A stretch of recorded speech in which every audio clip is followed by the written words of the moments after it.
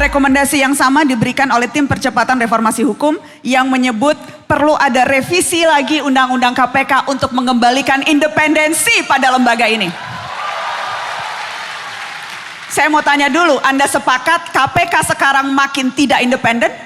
KPK harus independen lagi seperti dulu, ya. Jadi konkretnya ketika ada revisi yang kemudian membuat staf KPK, karyawan KPK menjadi ASN sebagaimana ASN yang lain, otomatis mereka tidak lagi memiliki ruang untuk mandiri. Satu. Yang kedua adalah posisinya yang berada di bawah presiden. Bila di bawah presiden dan diberikan ruang yang bebas, maka itu lain. Tapi kita tidak pernah tahu siapa presiden di masa yang akan datang. Apakah akan selalu memberikan ruang kepada KPK untuk menjalankan tugasnya sesuai dengan kewenangannya. Lalu yang ketiga, nah yang tidak kalah penting, bahwa KPK itu sendiri selain dibuat lebih independen, tapi KPK juga harus bisa diawasi. Tidak ada malaikat di negeri ini. Ini adalah semuanya manusia, dan manusia punya kecenderungan mendapatkan kekuasaan, dia bisa abuse kekuasaan itu. Termasuk juga yang berada di dalam KPK. Ya dimandirikan, ya diberikan kewenangan yang cukup untuk memberantas korupsi karena praktek korupsi sudah begitu masif, tapi juga harus ada mekanisme pengawasan yang baik sehingga KPK tidak menjadi sebuah badan yang justru merusak praktek pemberantasan korupsi. Ketua Umum Anda, Mas, Ibu Megawati Soekarno Putri. Ibu Mega sempat mengeluarkan pernyataan, bubarin saja KPK, tidak efektif. Saya mau tanya, Anda sependapat dengan Ibu Ketua Umum?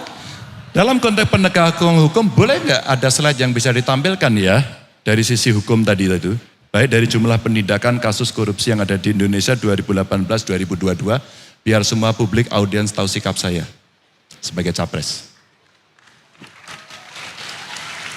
Agar tidak terjadi konfus siapa berpendapat, siapa yang sedang duduk di sini. Kita sambil tunggu slide-nya disiapkan, Mas. Silakan. Baik, lalu saya tanya, tantangannya tadi sudah saya sampaikan pada teman-teman ya. Yang pertama, kebiasaan kita korup. Kerja nyogok, mau dapat proyek nyogok, dan kemudian ketemu seseorang, ketangkap OTT KPK, siapa? Aktor, analis aktor. Atau barangkali kebijakan yang korup. Karena regulasi menguntungkan sebagian dan kemudian itu dijadikan seolah-olah ini untuk kepentingan bersama, tapi yang bermain itu beberapa orang saja. Atau sistem aturan yang korup dari si kelembagaannya.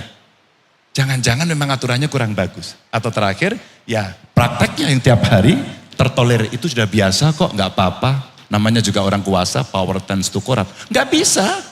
Ini tantangannya. Maka saya tuliskan Mbak di dalam solusi ini. Penguatan kejaksaan KPK dan kepolisian yang disebut sebagai APH. Clear?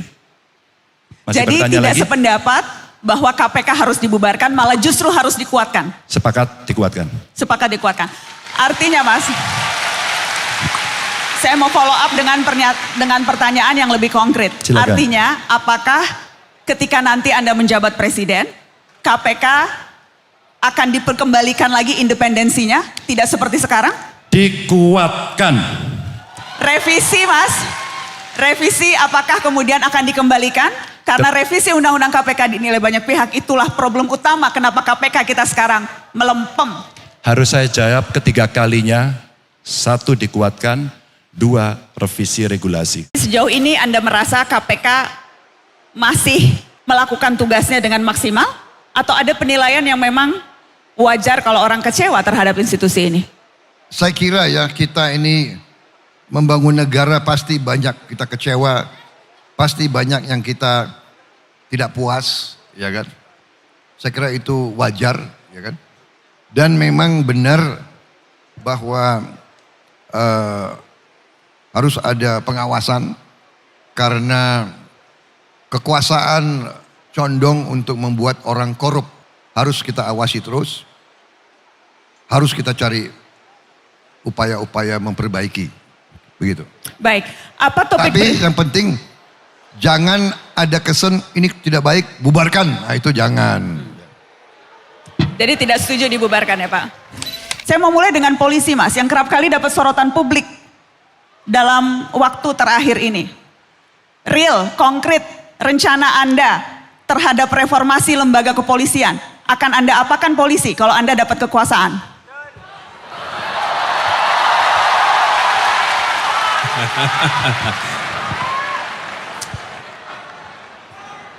Wih, jangan dong, bahaya kalau bubar. Masa bubar? Gini, kita membutuhkan kepolisian yang akuntabel, transparan, bersih. Jadi menurut saya langkah nomor 1 adalah memperbaiki mekanisme akuntabilitas di dalam kepolisian. Semua langkah yang dikerjakan adalah langkah yang bisa dipertanggungjawabkan. Ada transparansi atas semua yang dilakukan. Mengapa? Karena adalah institusi publik. Dan institusi publik itu adalah transparansi. Dari mulai ke aktivitas di tingkat paling bawah, tingkat polsek misalnya, sampai dengan tingkat yang paling atas. Dengan ada transparansi itu, maka akuntabilitas bisa kita laksanakan. Yang kedua, harus ada pengembangan profesionalisme, kompetensi. Ini fakta di lapangan, bahwa banyak sekali saudara-saudara kita yang bertugas di kepolisian tidak mengalami pembekalan yang cukup. Kalau tidak punya keterampilan, pengetahuan, kemampuan untuk bisa menggunakan segala macam teknik baru, maka teknik-teknik lama lah yang akan dipakai. Dalam interogasi, ilmu interogasi sudah berkembang begitu besar. Tapi kalau kita tidak mempelajari ilmu-ilmu itu, maka teknik-tekniknya juga akan teknik-teknik lama. Dan apa yang terjadi? Muncul praktek-praktek penyimpangan. Yang ketiga, institusi polisi harus menjadi contoh di dalam pelaksanakan penegakan hukum. Anggota polisi yang bermasalah, yang melanggar hukum harus menjadi subjek untuk diperiksa. Tidak bisa justru anggota kepolisian itu terbebas bila melakukan pelanggaran. Mereka yang harus menjadi contoh. Dan yang keempat adalah pelibatan publik di dalam pengawasan kepolisian. Kepolisian seperti juga badan-badan yang lain harus bisa diawasi. Dan salah satunya mungkin Ombudsman, kemudian Kompolnas bisa memiliki akses yang lebih baik dalam pengawasan. Jadi dengan cara begitu, maka apa yang dikerjakan oleh kepolisian bisa dipertanggungjawabkan kepada publik. Tapi kata kuncinya adalah transparansi, akuntabilitas. Begitu. Bagaimana dengan polisi, Mas Ganjar? Sama, Mbak. Polisi saya kira Polisi kurang kuat, Mas, sekarang. sangat. Sekarang orang Terlalu kuat? bukan. Hari ini orang membicarakan polisi secara terbuka kok, Mbak. Betul. Secara terbuka. Saya kira sudah ada tim reformasi kepolisian yang dilakukan. Orangnya juga banyak yang representatif dari banyak kelompok masyarakat. Dan salah satu nama yang saya ingat adalah Najwa Shihab. Anda tim reformasi tim percepatan reformasi hukum. Reformasi Ya, hukum. saya termasuk salah Artinya, satu di dalamnya. Sorry. Dan rekomendasi dilengkapi. kami memang Dan seperti itu, Mas. Salah satunya itu. Dan menurut saya rekomendasi dari kelompok independen yang dibentuk oleh negara, mewakili negara kan Mbak ya, mestinya dipakai dong. Suka atau tidak suka, tinggal kita berbicara. Ketika itu iya, maka bagaimana caranya? Cara kemudian diberikan kepada publik sebagai bentuk partisipasi dan akuntability. Satu ide konkret, Mas, soal reformasi kepolisian, hal yang akan Anda lakukan spesifik, apakah dalam penguatan kelembagaan atau dalam hal seleksi masuk menjadi polisi atau dalam hal peningkatan kualitas profesionalisme mereka. Dari sekian banyak reformasi yang diperlukan di tubuh kepolisian ini, mana menurut Anda yang jadi urgent sekali? 2. Satu sistem, 2 aktor. Tidak ada yang tidak pernah mendengar pendekar keadilan yang luar biasa di Kejaksaan. Baharudin Lopa. Itu yang teriak mahasiswa hukum. Mahasiswa hukum dan orang Makassar seperti saya. Iya. Idola Beliau dari almarhum Pak Sulawesi Lopa. Barat ya, betul. Saya mengidolakan beliau. Apa yang terjadi? Ketika sistemnya baik, aktornya gak baik, ternyata gak jadi, Mbak. Ketika sistemnya kurang baik, aktornya lebih dominan, itu bisa lebih mendrive. Maka ada 2. Maka yang mesti dilakukan adalah sistem yang kemudian diperbaiki dan memilih aktor. Saya kira semua institusi harus kita kaji. Yang mana kita rasakan kurang pas ya kita perbaiki. Itu namanya reformasi. Reformasi hukum, reformasi institusi dan sebagainya. Saya kira yang paling penting adalah pengawasan diri, ya, otokritik atau oto pengawasan. Kita minta semua institusi membenahi diri dan itu harus dikendalikan oleh sistem yang kuat.